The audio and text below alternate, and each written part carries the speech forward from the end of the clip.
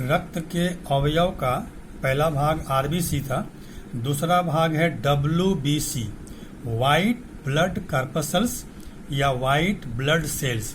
हिंदी में कहते हैं श्वेत रक्त कणिकाएं, श्वेत रक्त कणिकाएं, डब्ल्यूबीसी। इसकी विशेषता है कि यह केंद्रक युक्त होती है। इसका जीवन 15 से 20 दिन का होता है और इसकी संख्या 4 से लेकर 9000 प्रति 100 सीसी रक्त में होती है। बीमारी के समय इसकी संख्या और बढ़ जाती है। यह बोन मैरो, अस्थि मज्जा में बनता है। आरबीसी बनता था रेड बोन मैरो में, यह बनता है बोन मैरो, अस्थि मज्जा जो लाल रंग का नहीं होगा उसमें बनता है। इसका प्रधान कार्य है रोग के जीवाणुओं से शरीर की रक्षा करना। जब कोई बाहरी बैक्टीरिया हमारे पर आक्रमण करता है तो यह फौज बनकर उससे लड़ता है, इसीलिए ये हमारा इम्यूनिटी को बढ़ाने में सहायता करता है और बीमारी के समय इसकी संख्या है ये बढ़ जाती है। तो डब्ल्यूबीसी हुआ व्हाइट ब्लड सेल्स, श्वेत रक्त कणिकाएं। इसकी विशेषता है यह केंद्रक युक्त होती है, 15 से 20 दिन या 2 से 3 सप्ताह जीवित रहती है। इसका जीवन 4 से लेकर 9000, इसका संख्या 4 से 9000 प्रति 100 सीसी रक्त में होता है। यह बोन मैरो में बनता है और इसका प्रधान काम है रोग के जीवाणुओं से शरीर की रक्षा करना। यह प्रतिरक्षा तंत्र को, इम्यूनिटी को बढ़ाने में डब्ल्यूबीसी सहायता करता है। इसके बाद तीसरा जो है कणिका है वो है प्लेटलेट्स, प्लेटलेट्स रक्त बिंबाणु। यह भी केंद्रक विहीन होता है, इसमें भी केंद्रक नहीं होता है। इसका जीवन लगभग 2 से 5 दिन का होता है और इसका संख्या 1.5 लाख से 3 लाख तक का प्रति 100 सीसी रक्त में होता है और प्रधान काम है रक्त के जमने में सहायता करना।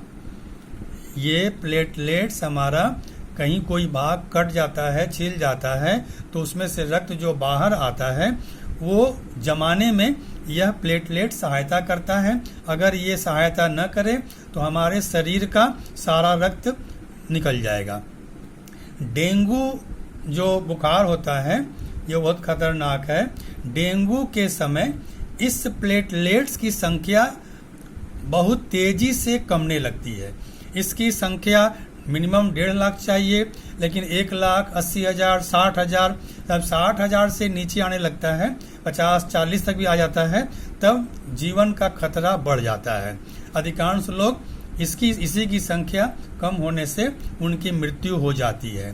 तो डेंगू का जो ये है पैरासाइट है, यह इसको ही नष्ट करता है जिससे हमारी मृत्यु हो जाती है। तो ये था विभिन्न प्रकार के रक्त कणिकाओं के बारे में। इसके बाद अब जो दूसरा अवयव था ब्लड वेसल्स, रक्त नलिकाएं, ये 3 प्रकार की होती हैं।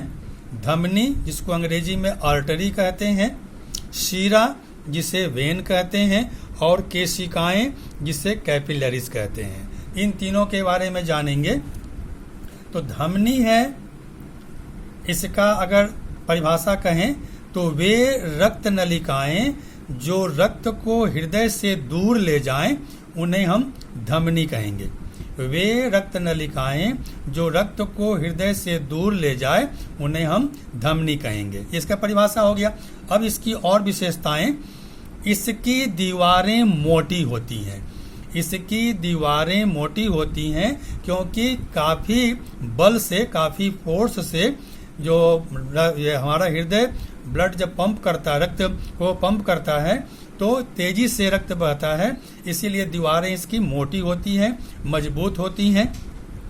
इसमें प्रायः शुद्ध रक्त बहता है, इसमें प्रायः शुद्ध रक्त बहता है। एक अपवाद है, एक एक्सेप्शन है, पल्मोनरी आर्टरी, फुसफुस धमनी।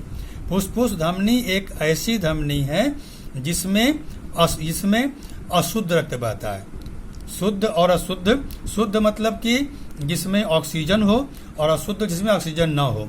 तो यहाँ ये पल्मोनरी आर्टरी ऐसी धमनी है जिसमें अशुद्ध रक्त बहता है। और इसकी विशेषता है कि इनमें कपाट वाल्व नहीं पाए जाते हैं, क्योंकि तेजी से रक्त इसमें बहता है। तो इसका 4 पॉइंट हो रहा है। यह हृदय से रक्त को दूर ले जाएगा। इसकी दीवारें मोटी होती हैं। इनमें प्रायः शुद्ध रक्त बहता है। इनमें कपाट नहीं पाए जाते हैं। और जहाँ तक शुद्ध अशुद्ध वाला है तो इसका अपवाद है कि पल्मोनरी धमनी या पल्मोनरी आर्टरी या फुसफुस धमनी ऐसी धमनी है जिनमें अशुद्ध रक्त बहता है। दूसरा है शीरा, वेन। वेन इसकी परिभाषा वह रक्त नली जो रक्त को शरीर के विभिन्न भाग से इकट्ठा करके हृदय में ले आए, उसे हम कहेंगे शीरा या वेन। अब इसकी विशेषता, इसकी दीवारें पतली होती हैं। इनमें प्रायः अशुद्ध रक्त बहता है, इम्प्योर। इसका भी अपवाद है फुसफुस वेन, फुसफुस शीरा, पल्मोनरी वेन। इसमें लेकिन शुद्ध रक्त बहता है। पल्मोनरी वेन, फुसफुस शीरा ऐसी शीरा है जिसमें शुद्ध रक्त बहता है प्योर रक्त। और इसमें कपाट या भाल्व पाए जाते हैं। इसमें कपाट या भाल्व पाए जाते हैं।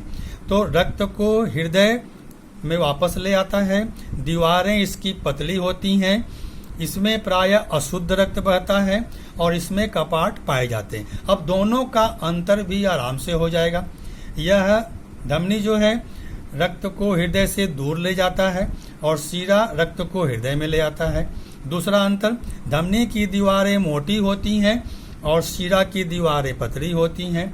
धमनी में प्रायः शुद्ध रक्त बहता है और शीरा में प्रायः अशुद्ध रक्त बहता है। धमनी में कपाट नहीं पाए जाते हैं और शीरा में कपाट पाए जाते हैं। ये 4 धमनी और शीरा का अंतर भी हो जाएगा। और यहाँ एक विशेषता यही है कि पल्मोनरी आर्टरी, फुसफुस धमनी ऐसी धमनी है जिसमें बहता है अशुद्ध रक्त। और पल्मोनरी वेन, फुसफुस शीरा ऐसी शीरा है जिसमें बहता है शुद्ध रक्त। और तीसरा भाग है केशिकाएं। कोशिकाएं नहीं, केशिकाएं, इसे कैपिलरीज कहते हैं। ये धमनियां जो हैं आगे जब बढ़ती हैं तो पतली पतली शाखाओं में बढ़ जाती हैं। इन शाखाओं को ही केशिकाएं या कैपिलरीज कहते हैं। ये ऊतकों में, कोशिकाओं में रक्त को भेजता है। तो कोशिकाओं को ग्लूकोज मिल जाता है, ऑक्सीजन मिल जाता है, ये सब पोषण पदार्थ मिल जाता है। इसके अलावा उत्सर्जी पदार्थ और कार्बन डाइऑक्साइड को फिर रक्त ले लेता है और फिर ये इकट्ठा करके ये शीरा बन जाता है। ये आर्टरी था और ये वेन है और ये केशिकाएं हैं, कैपिलरीज हैं। तो धमनी ही आगे बढ़कर शीरा केशिकाएं बन जाती हैं और फिर केशिकाएं पुनः मिलकर ये शीरा बन जाती है। इस प्रकार इनमें संपर्क है। तो केशिकाओं का काम हुआ, यह रक्त को ऑक्सीजन सप्लाई करता है, भोज्य पदार्थ देता है और अन्य आवश्यक पदार्थ भी कोशिकाओं और ऊतक को ये दे देता है।